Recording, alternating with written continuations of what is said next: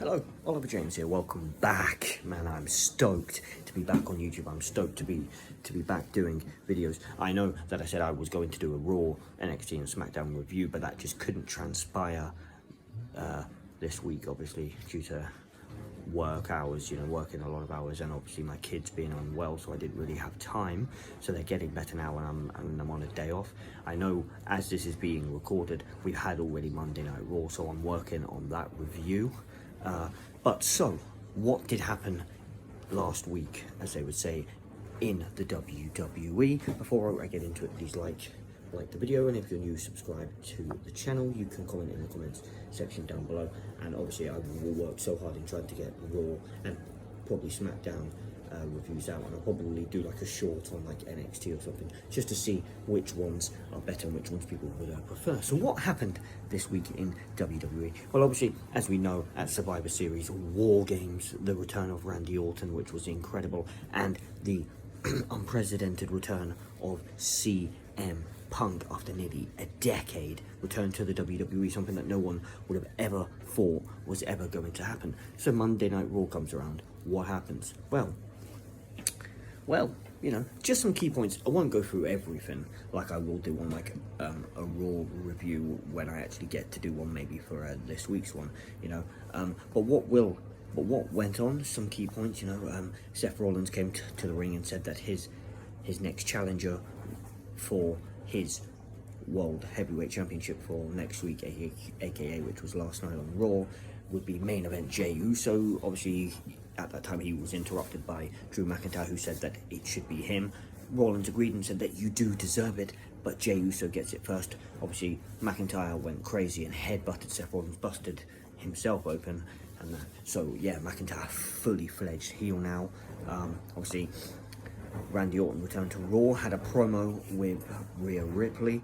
She was saying that he should forget about the bloodline because he should be worried on the Judgment Day because they actually get the job done. And he responded with he may have been gone for a year and a half, but he has kept in touch and been watching the product, and that all he has been hearing is Rhea this, Rhea that, mummy this, mummy that, mummy this, mummy this. And then he turns around with an absolute belter of the line saying, well, Rhea, Daddy's back, which got a unbelievable pop from the crowd. And then obviously the main event segment was the return of CM Punk to Monday Night Raw for the first time in nearly a decade. He hit a typical brilliant CM Punk promo. Okay, yeah, man, it wasn't a pipe bomb, it wasn't this, it wasn't that, but why would you have expected that from CM Punk on his first night back? Him just saying that he's home. Everyone greeted him with hugs and kisses and everything backstage. Well, not everybody, referencing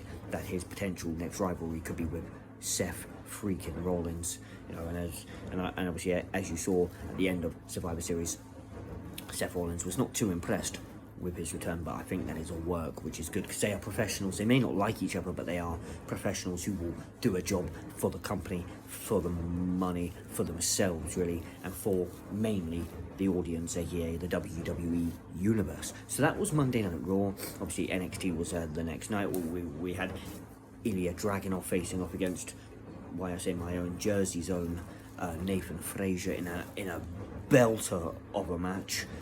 Braun Breaker won his Iron Survivor match as well. He is the future of this company. Baron Corbin hit another typically brilliant promo, or got a video package hyping up his match with Ilya Dragunov this week as well, which was fantastic. There was a bit more to it on NXT, but they are the bits that I took from it, the big parts of it. And then we went on to Smackdown. So Randy Orton went to Smackdown. There was a thing in the main event segment with him and the Bloodline, but obviously Raw GM Adam Pearce was there, and obviously Smackdown GM Nick Aldis, the former Magnus, was in there, wanting to sign Randy Orton to their respective brands. Adam Pearce offered Randy Orton a shot at the World Heavyweight Championship, which Randy Orton was torn about, but Nick Aldis came back and said, I can give you the men who kept you out for a year and a half, meaning the Bloodline. And he signed on with Smackdown. The Bloodline were taking him out, and he got assistance from an incredible pop, the hottest man in this company right now, L.A. Knight. Yeah! So they cleaned house. Randy Orton signed on to Smackdown. Just absolutely incredible to see Randy Orton back, and the shape he's in as well is just remarkable. You know, for someone that age, being gone for so long, people thinking, would he ever get back in to the ring? He looks in absolute solid shape. He looks so good.